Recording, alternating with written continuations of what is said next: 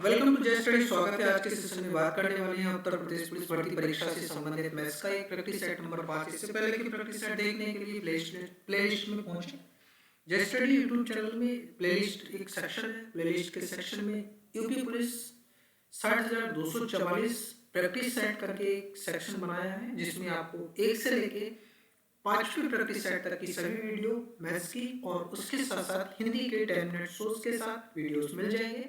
प्रत्येक वीडियो को देखें, साथियों के साथ शेयर करना बिल्कुल भी ना भूलें। प्रथम बार जुड़े हैं चैनल को सब्सक्राइब करके बेल आइकन जरूर दबाएं। तो चलिए स्टार्ट करते हैं क्वेश्चन नंबर 1 के साथ। क्वेश्चन नंबर 1 में कहा गया है, यदि किसी वस्तु का क्रय मूल्य तथा विक्रय मूल्य का अनुपात 10:11 हो तो लाभ का प्रतिशत कितना होगा। जिसका अर्थ है कि cost price upon selling price. अनुपात हमारा सेम इसी प्रोसेस में रहता है, यानी कि हमें अगर सीपी रेशियो कॉस्ट प्राइस होता है क्रय मूल्य और एसपी होता है हमारा विक्रय मूल्य, अनुपात को हम अंश बाई हर में भी लिख सकते हैं। 10 रुपए का कोई प्रोडक्ट खरीदा गया या कोई वस्तु खरीदी गई, 11 रुपए की बेच दी गई, जिससे हम कहेंगे कि जो हमें लाभ हुआ वो कितने रुपए का हुआ, 1 रुपए का। हम इसे अभी रुपए मान लेते हैं, अनुपात को सेम प्रोसेस में कोई फर्क नहीं पड़ता। हमसे पूछा गया कि जो प्रॉफिट का परसेंटेज यानी लाभ का प्रतिशत है, तो 1 रुपए का लाभ कमाया, कितने रुपए पर लाभ या हानि की गणना से विक्रय मूल्य पर होती है 100%। 0 से 0 हटा दीजिए तो लाभ प्रतिशत कितने प्रतिशत होगा, 10%, जो कि हमें ऑप्शन बी में मिलेगा। आइए अगले प्रश्न पर। दो घनों के आयतन का जो अनुपात है वो हमारा 27:64 है, तो इसकी भुजाओं का अनुपात ज्ञात कीजिए। देखिए, कभी भी घन का आयतन का अनुपात दिया है और भुजाओं का अनुपात पूछा जाए तो सिर्फ और सिर्फ हमें क्या कर लेना है, दिए गए नंबर्स का घनमूल सॉल्व कर लेना है। तो 27 का घनमूल होगा 3 और 64 का घनमूल होगा 4, अर्थात भुजाओं का अनुपात हो जाएगा 3:4, जो कि हमें ऑप्शन बी में मिलेगा। अगला प्रश्न कहता है, यदि 600 मजदूर प्रतिदिन 3 घंटे कार्य करके कोई कार्य 66 दिन में करते हैं। मजदूर की संख्या 600 है, 3 घंटे प्रतिदिन कार्य करते हैं, 66 दिन में एक कार्य को समाप्त कर लेते हैं। 900 मजदूर प्रतिदिन 11 घंटे कार्य करते हैं, तो कितने दिनों में सेम कार्य को पूरा कर पाएंगे, ये पूछा जा रहा है। तो देखिए, 2 जीरो यहाँ है, 2 जीरो ये है, कैंसिल, 3 एकम 3 और 3 3 9, 11 एकम 11, 11 6 66, 3 से गया एक बार और 3 से गया 2 बार, 6 की गुणा 1 में की 6 और 6 की गुणा फिर 2 में की 2 बार, तो प्रश्नवाचक बराबर हो जाएगा 12 दिन, अर्थात उन्हें कितने दिन का समय लगने वाला है, 12 दिन का समय लगने वाला है। ऑप्शन डी सही जवाब होगा। 7:11 के प्रत्येक पद में कौन सी न्यूनतम संख्या जोड़ी जाए कि अनुपात 3:4 हो जाए। बेस्ट ऑप्शन है 7/11 है। हमें जोड़े जाने वाली संख्या को प्रश्नवाचक प्लस कर लेते हैं, नया अनुपात 3/4 होगा। हम यहाँ ऑप्शन भी पिक कर सकते हैं, डायरेक्ट मल्टीप्लाई कर लेंगे। 7 गुणा 4 करेंगे 28 हो जाएगा, 11 गुणा 3 करेंगे तो 33 होगा, और 4 की गुणा प्रश्नवाचक में करेंगे तो 4 गुणा प्रश्नवाचक बराबर हो जाएगा 33 प्लस का 3 गुणा प्रश्नवाचक के साथ।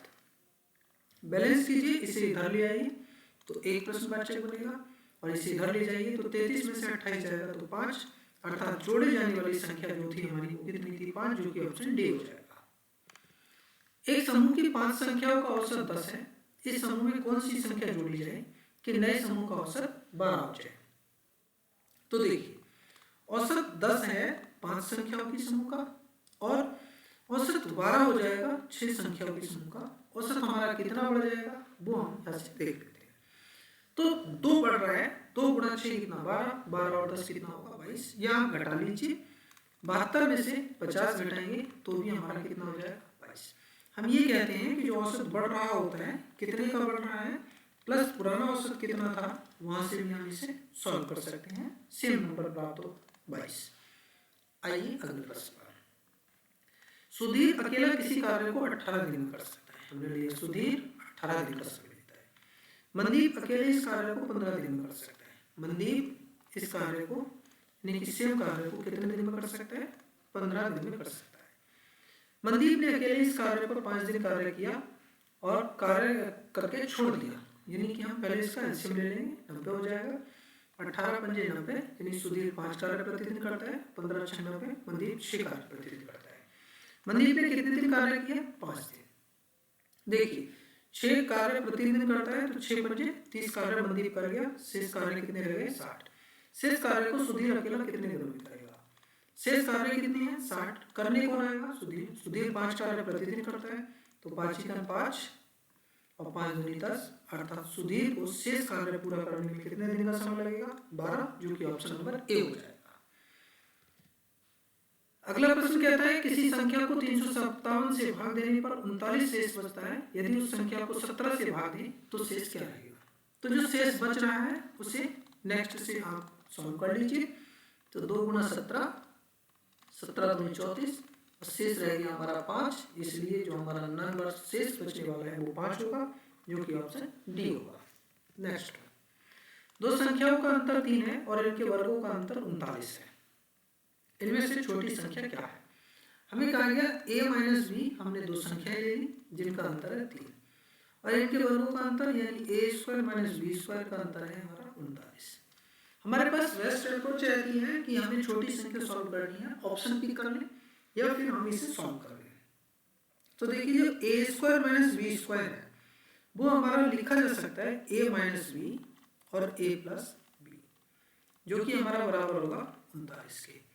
और जो a - b है इसका स्थान कौन ले सकता है? ये 3 ले सकता है, जो कि हमें दिया गया था, इसलिए हमें a + b कितना प्राप्त हो जाएगा? 3 से अगर 39 को काटेंगे तो 13। अब देखिए a + b 13 है और a - b 3 है, तो यहाँ से जोड़ देने पर 2a हमारा हो जाएगा 16। तो यहाँ से a का वैल्यू हमें कितना मिल गया 8, a का वैल्यू 8 है और दोनों का योग 13 है, तो b का वैल्यू कितना रह गया 5, इसलिए छोटी संख्या कौन हो जाएगी 5, जो कि ऑप्शन सी है। अगला प्रश्न कहता है विशाल अपनी मासिक आय का 4% एक अनाथालय को दान दे देता है तथा शेष का 10% बैंक में जमा कर देता है। यदि अब उसके पास 10,800 बचे हैं तो उसकी जो मासिक आय है वह कितनी है? देखिए कुल इनकम 100% होती है, जिसमें से 4% उसने दान कर दी, तो उसके पास जो शेष इनकम रहेगी वो कितने प्रतिशत रहेगी? 96%। अब हमें कहा गया 96 का 10% धनराशि इसने बैंक में जमा कर दिया, तो उसके पास शेष कितना रहेगा 90%। प्रतिशत हटाएंगे 100, जो कि हमारा बराबर है 10,800 की। एक 0 से एक 0। अब 12 ने 108 यानी कि 900 हो गया और 12 × 8 = 96 यानी 8 हो गया। 9 से एक बार फिर 9 से ये एक बार, तो हम कह सकते हैं 8 यूनिट बराबर हो गया हमारा 100, तो ये था और 10 ये वाला, यानी टोटल 1000 की। हमसे पूछा है उसकी मासिक आय, तो 100 यूनिट कितने के बराबर गुणा 100। सॉल्व कर लीजिए, 4 दूनी 8, 4 से 25 बार।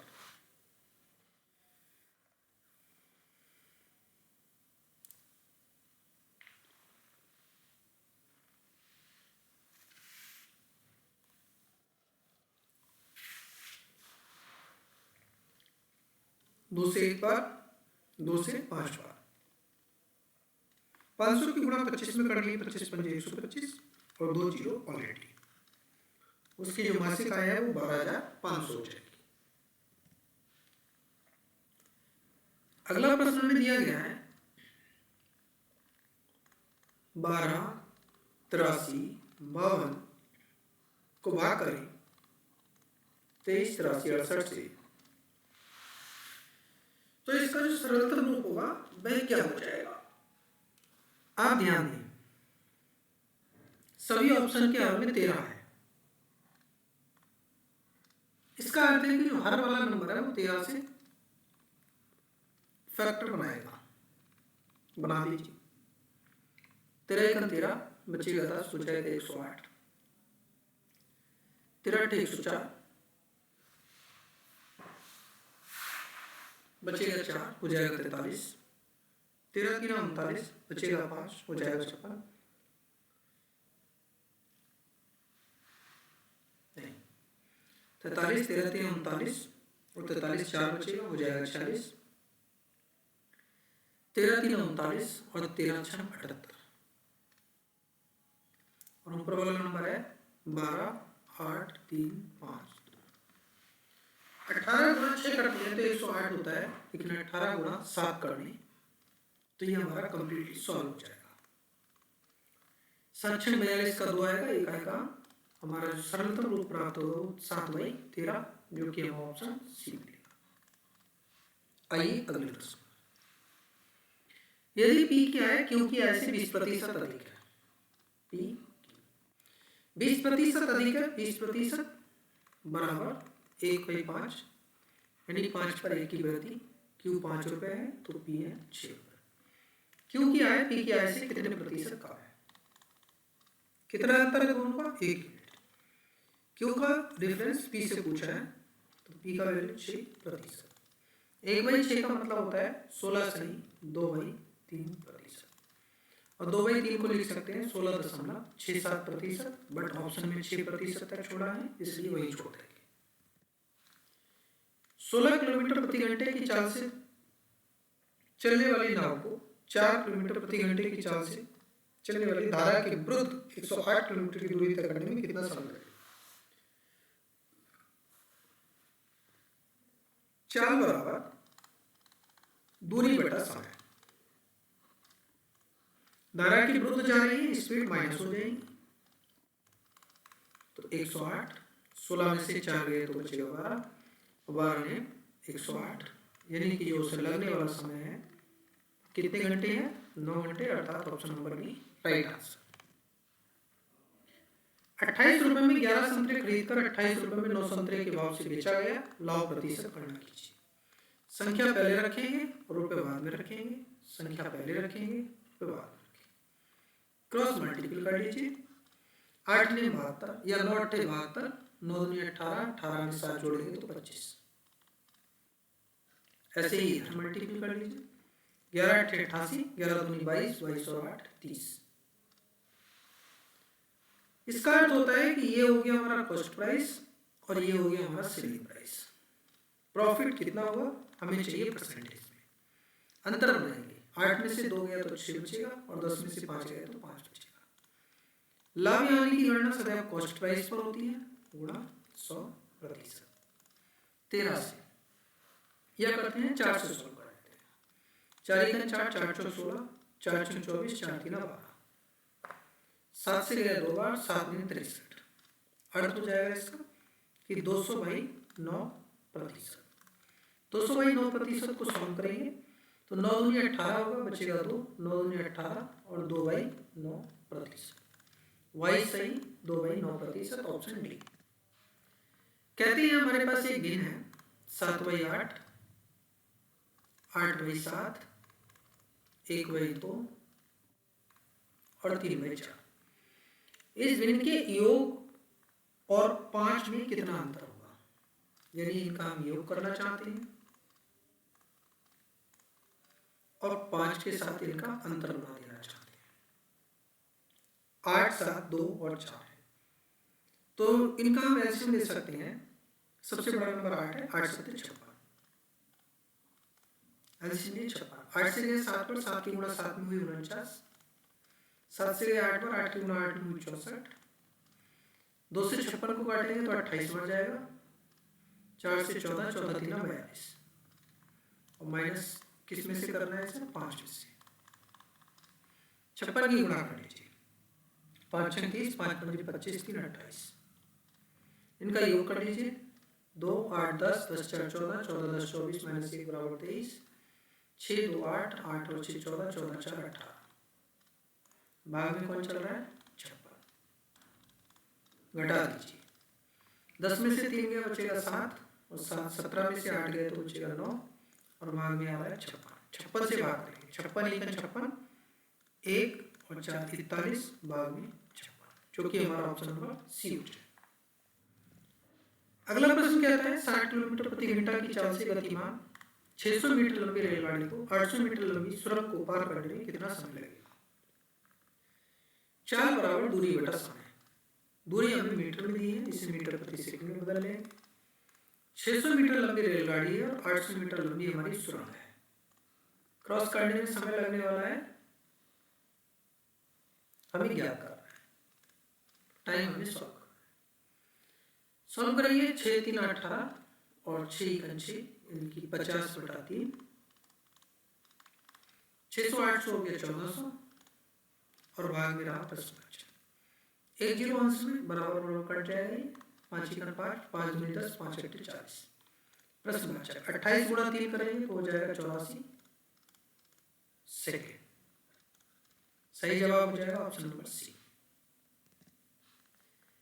अगला प्रश्न कहता है कि a की घात m है गुणा में a की घात n है। जब आधार समान होते हैं तो क्या करते हैं, घातों को जोड़ देते हैं। तो ये हो जाएगा a की घात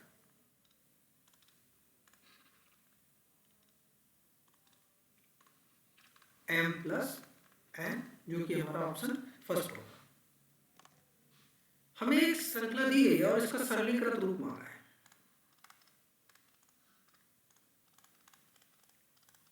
देखिए जब भी इस प्रकार की सीरीज हो तो नीचे से सॉल्व करना शुरू करेंगे। अपन एक करेंगे 7 गुना 2 14 में से 1 गया 13/7।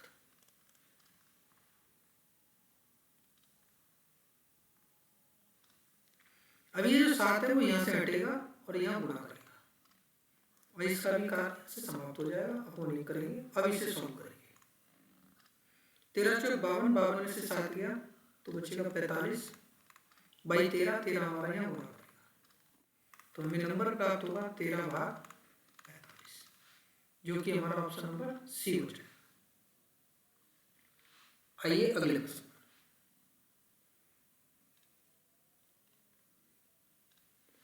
कहते हैं यदि 14 सेंटीमीटर व्यास वाले वृत्त को 2 बराबर भागों में बांटा जाता है तो अर्धवृत्त की परिधि क्या होगी। हमें डायमीटर अर्थात व्यास दिया है 14 सेंटीमीटर, तो जो हमारी त्रिज्या हो जाएगी आधी यानी 7 सेंटीमीटर। अर्धवृत्त की जो परिधि होती है, किसकी बात कर रहे हैं, अर्धवृत्त की, वह होती है पाई r प्लस का 2r। पाई का मान होता है 22/7, r का मान है 7 और 2 गुणा 7, 7 से 7 तो ये बचा 22 और 7 की गुणा 2 में करेंगे 14 हो जाएगा 3 और 6 36 सेंटीमीटर, जो कि हमारा ऑप्शन ए होगा। ये अर्धवृत्त की परिधि हो जाएगी। यदि किसी त्रिभुज की भुजाएं 6:7:9 के अनुपात में हो और सबसे छोटी भुजा 42 मीटर हो तो त्रिभुज का परिमाप कितना होगा। जब हमें भुजाओं का अनुपात दिया है और सबसे छोटी भुजा की वैल्यू हमें बताइए 42, अर्थात इसमें किससे गुणा किया होगा 7 से, तो सभी को गुणा कर दीजिए 7 से, क्योंकि यह अनुपात में है तो 7 में कितना हो गया 63। ये हो गया विषमबाहु त्रिभुज। विषमबाहु त्रिभुज का परिमाप हमारा जो होता है वो होता है a प्लस बी प्लस सी। क्या करेंगे 42 प्लस 49 प्लस 63, 3 और 9 12 और 2 14, 7 और 4 11 और 4 15। जवाब हो जाएगा हमारा 154 मीटर, जो कि ऑप्शन सी। उम्मीद करते हैं कि प्रत्येक प्रश्न आपको समझ आया होगा। अगर किसी भी प्रकार का कंफ्यूजन है तो आप कमेंट सेक्शन में अवश्य पूछें और सेशन को लाइक करके साथियों के साथ ही संबंधी यार दोस्त दुश्मन मित्रगण जो भी हैं सभी के साथ शेयर जरूर करें। प्रथम बार जुड़े हैं चैनल को सब्सक्राइब करके बेल आइकन दबाना न भूलें ताकि आने वाली हर एक अपडेट का आपको नोटिफिकेशन मिल सके। मिलेंगे नए सेशन के साथ। आज 5 मैथ्स के प्रैक्टिस सेट और 5 हिंदी के प्रैक्टिस सेट यानी 10 प्रैक्टिस सेट कंप्लीट हो चुके हैं और आप प्लेलिस्ट में जाकर प्रत्येक प्रैक्टिस सेट को चेक कर सकते हैं। आगे की प्रैक्टिस सेट भी आपको इसी प्रकार मिलते रहेंगे। Thank you for watching this session. जय हिंद, जय भारत।